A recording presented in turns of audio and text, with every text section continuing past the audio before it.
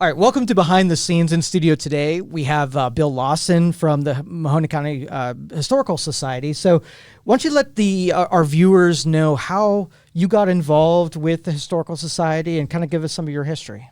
My history and how it relates to Mahoning Valley Historical Society is when I was an undergraduate at YSU, I took with Lou Zona an Introduction to Museum Practices course.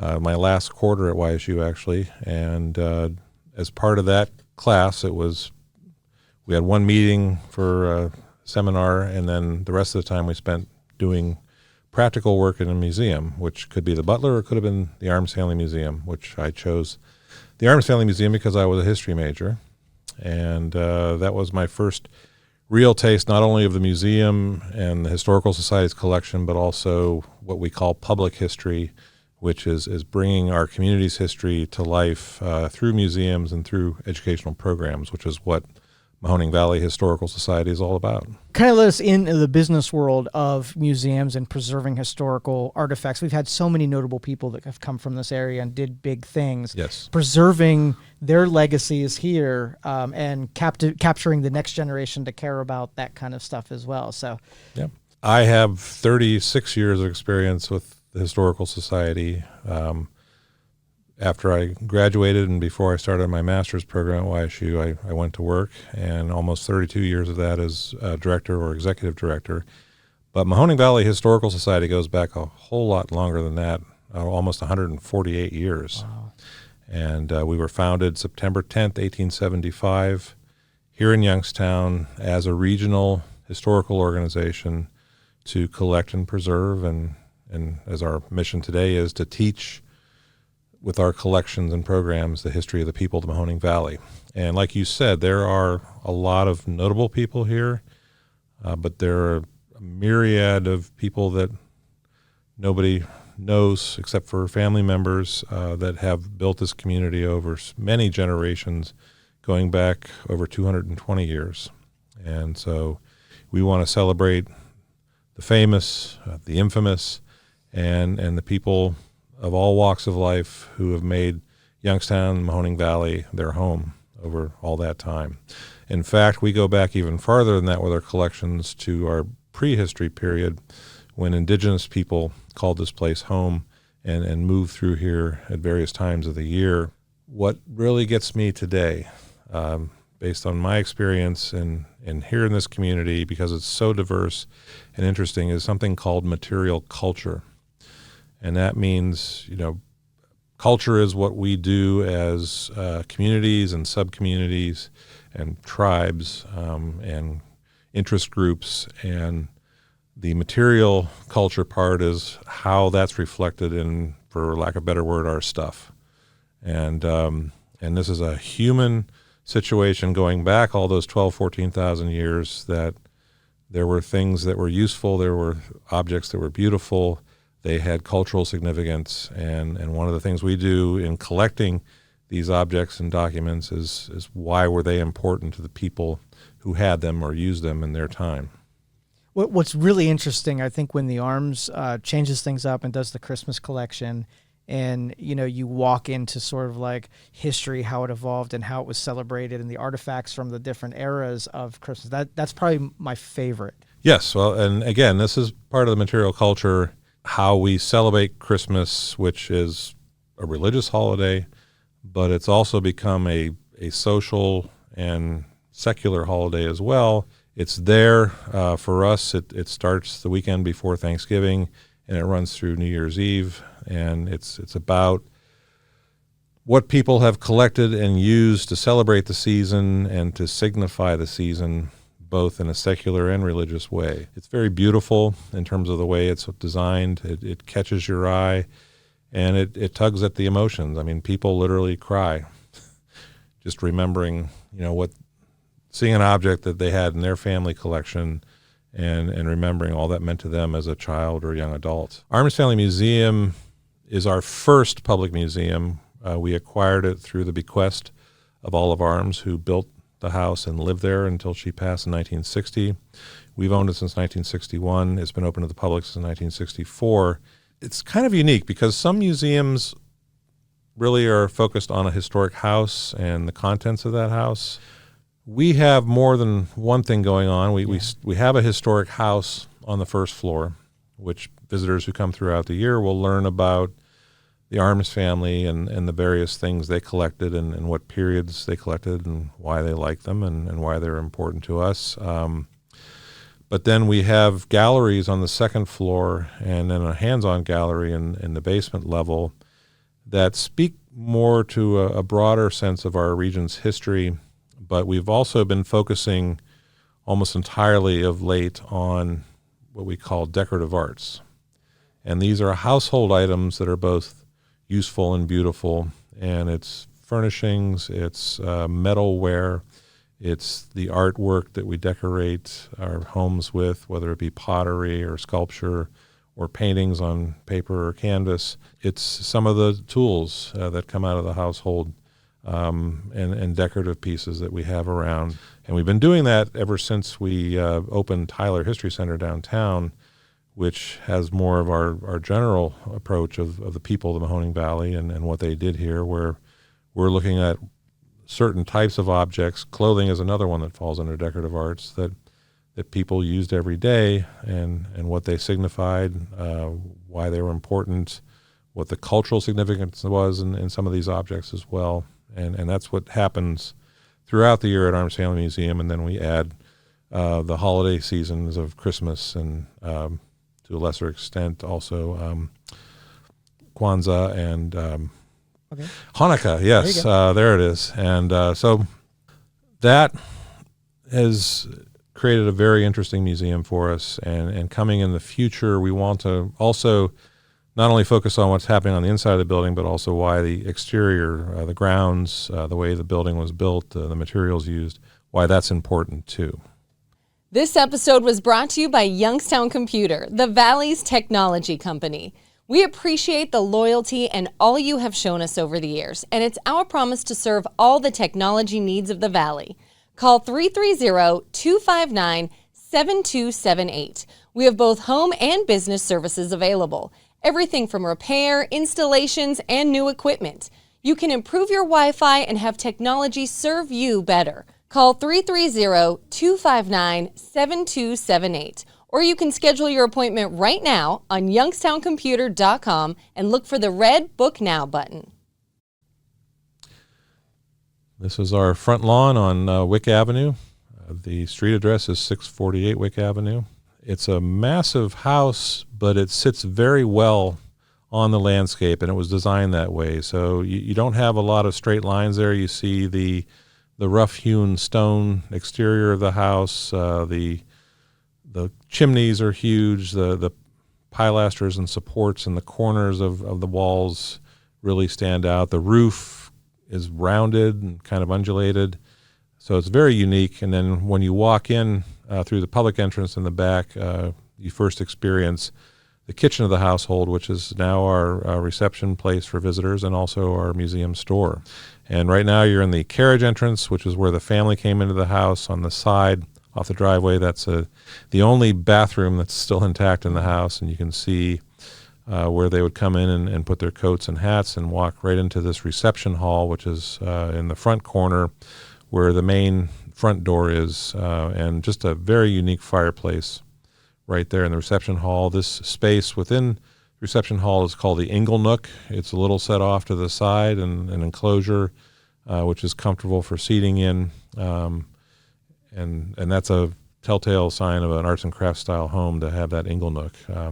Sometimes in especially Ireland and England, you have those in bars. They're called snugs, and same concept. So here's a broader view, the main staircase, and the wonderful grandfather clock with the cabinetry was built in Pittsburgh, and the works came from England. And she just had a very nice eye and eclectic taste. The couple pieces in the corner there go back to the 17th century. The peacock is a theme that carries out through a lot of the first floor that we have on exhibit, and there's the landing to the main staircase. This room is the library room, originally called the living room, but it's changed its function a little bit. And again, lots of family heirlooms here, like portraits, photographs of Olive Freeman Arms and her sisters and her parents, her husband Wilford, whom they married in 1899 and built this house in 1905. The bookcases have become display cases for memorabilia and objects from her collection, which she set up herself. A wonderful sandstone fireplace with her grandmother, Sarah Axtell Arms, over the fireplace in a portrait. From there, we transition into the side porch, or we call it solarium now. Before those glass partitions came in, this was an open porch.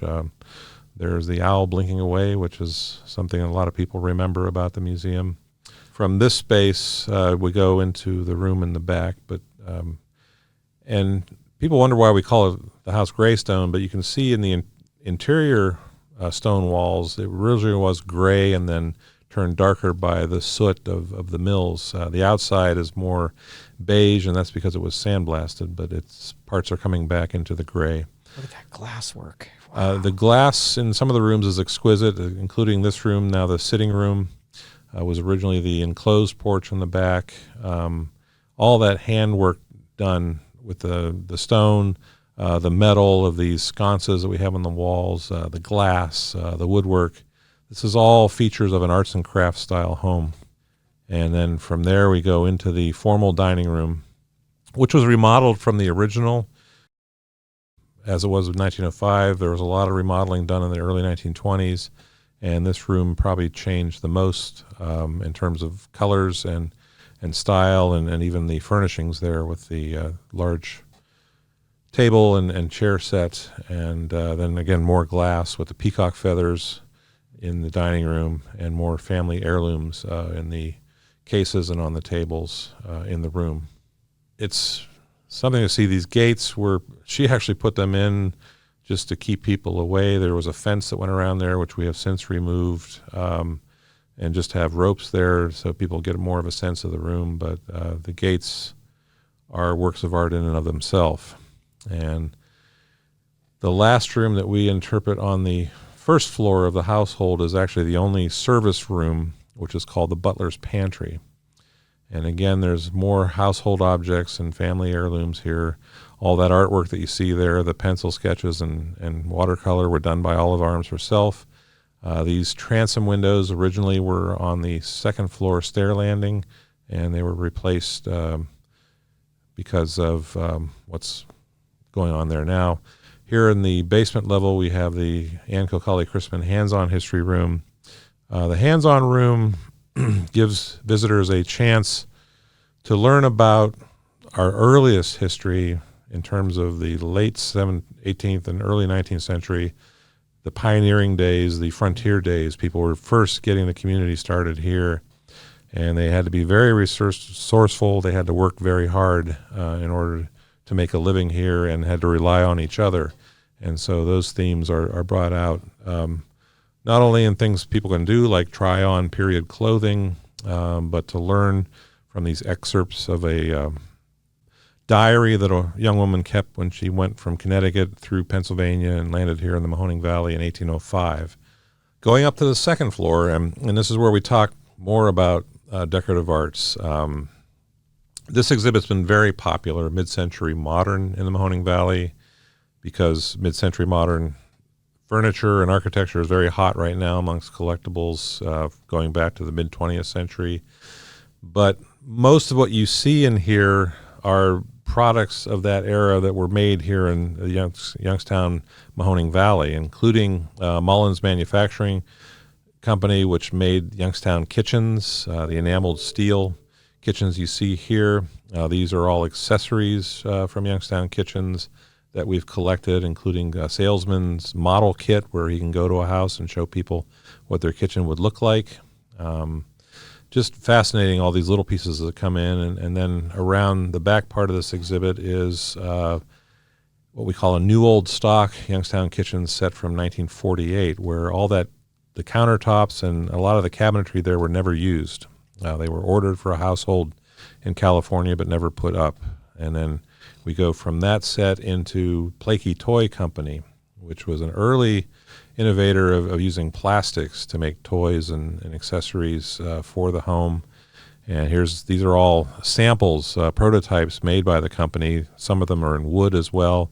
Here's a beautiful crib set that Plaky Toys distributed. And then the last part we see here is a vignette in terms of letting people see what a mid-century modern living room would look like. And out the picture window there is actually a scene of a 1950s era housing development here in the Mahoning Valley. Here's in the center hall of the second floor, that window set. Those particular windows came out of Mrs. Arm's parents' house, which was next door. It's now a Romanian Orthodox church, and she had them installed here as a family heirloom. And the exhibit galleries up here, again, focus mainly on decorative arts. The Benjamin Franklin Wirt collection is a collection in and of itself that we exhibit throughout the year, showing a very eclectic collection of artwork, paintings, antiquities. He was a manuscript and book collector and also an autograph collector, which is very interesting, some of the people he was managed to get autographs from in the 19th and early 20th century. This episode was brought to you by Youngstown Computer, the Valley's technology company. We appreciate the loyalty and all you have shown us over the years, and it's our promise to serve all the technology needs of the Valley. Call 330-259-7278. We have both home and business services available. Everything from repair, installations, and new equipment. You can improve your Wi-Fi and have technology serve you better. Call 330-259-7278. Or you can schedule your appointment right now on youngstowncomputer.com and look for the red Book Now button. This is the Gene D. Tyler costume gallery, and it's a gallery that we use exclusively to show items from the Historical Society's costume collection or clothing. And this particular exhibit is called Tailor Made, and everything in it was either made by local tailors and seamstresses, or they have local store labels in them if they were manufactured outside the area. That includes the accessories and the cases, but all of the outfits that we see for both men and women.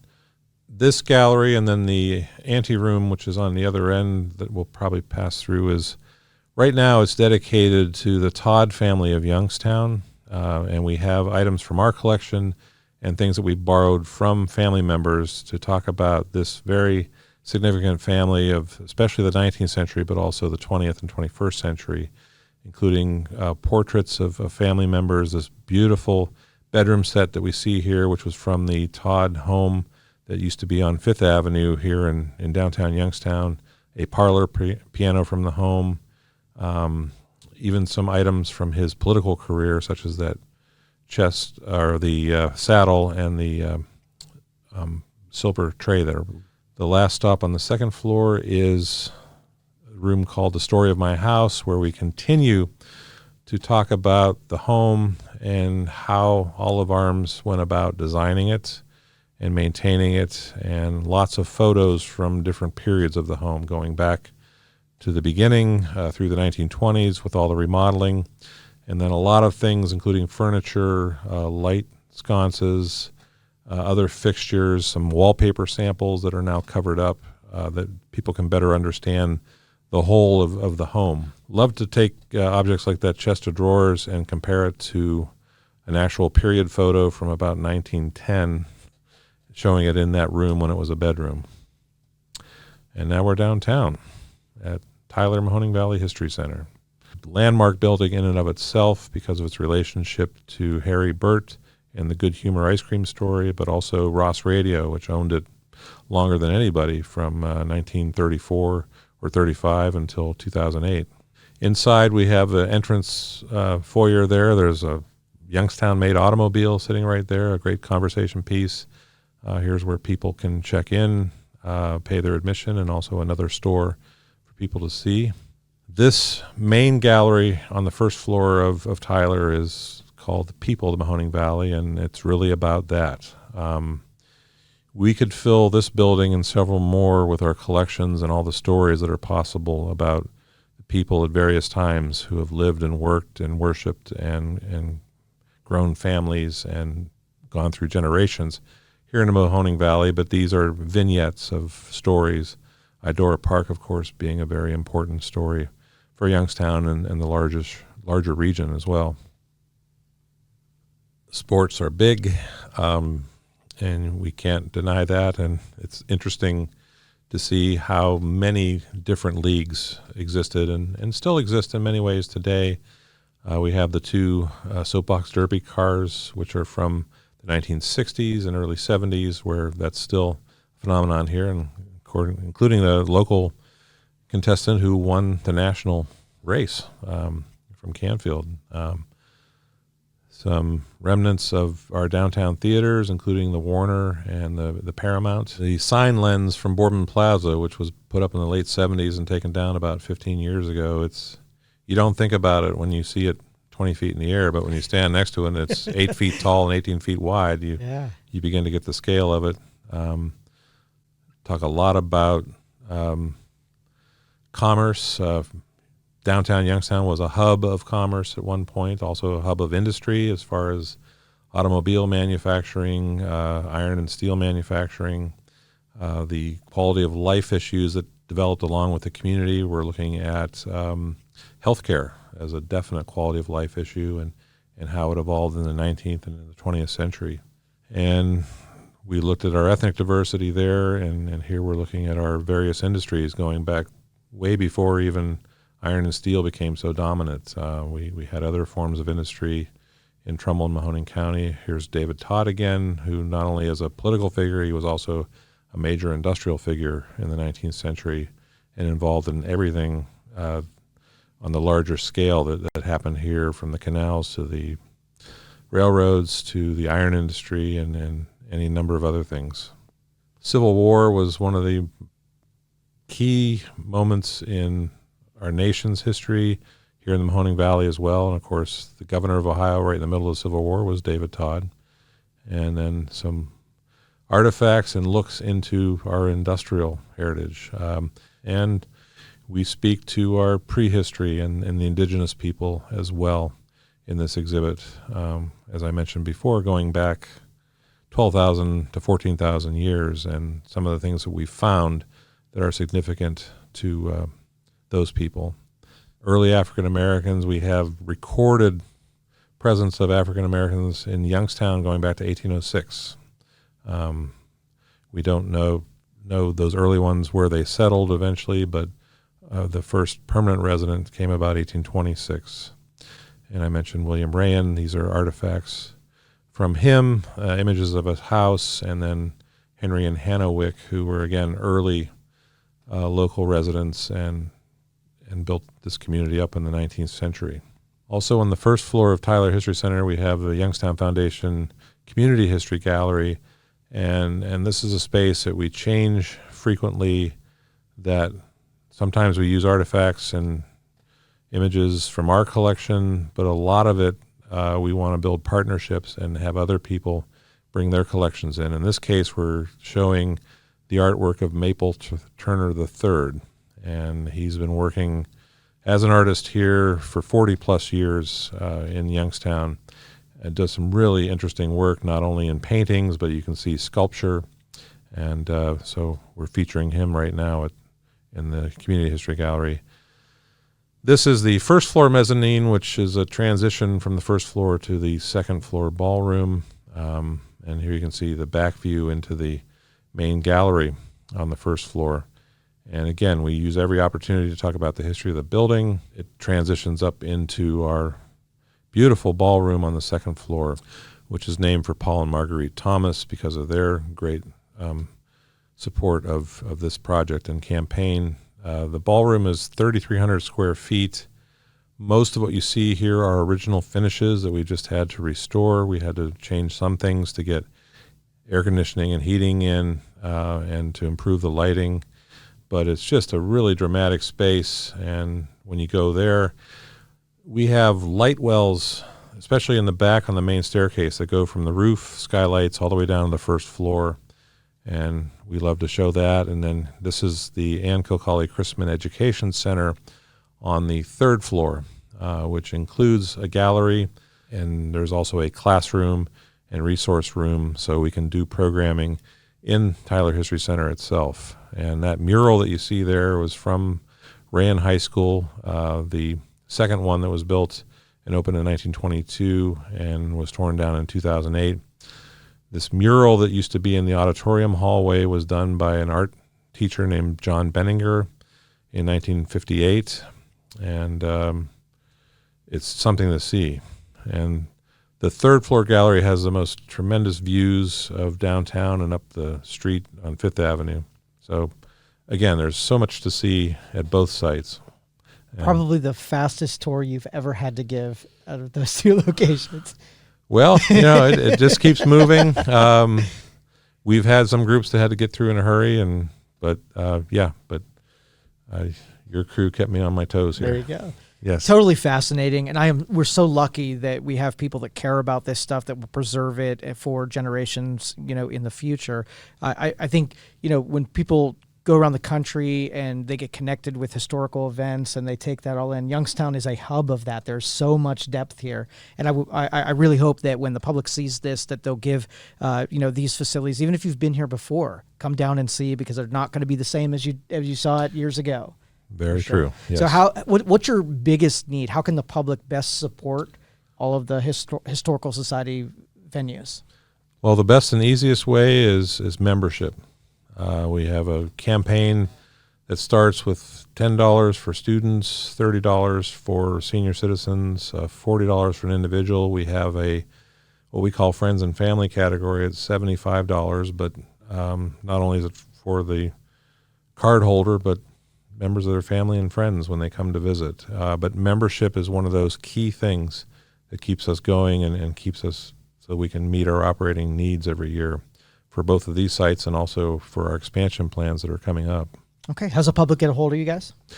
You can find us online at mahoninghistory.org. That's our domain name, and there's lots of information about current and upcoming programs. We have a calendar of events there. There's more in-depth information about the historic buildings on both of our sites. There we are on social media, especially Facebook and Instagram, and lots of information going up daily on our pages there for Facebook and Instagram. We have a telephone, 330-743-2589. If nobody answers at a particular time, leave a message and we'll get back to you. Beautiful. Thanks, Bill. Appreciate you coming in and talking with us. My pleasure, Joe. Thank you for having me. Sure.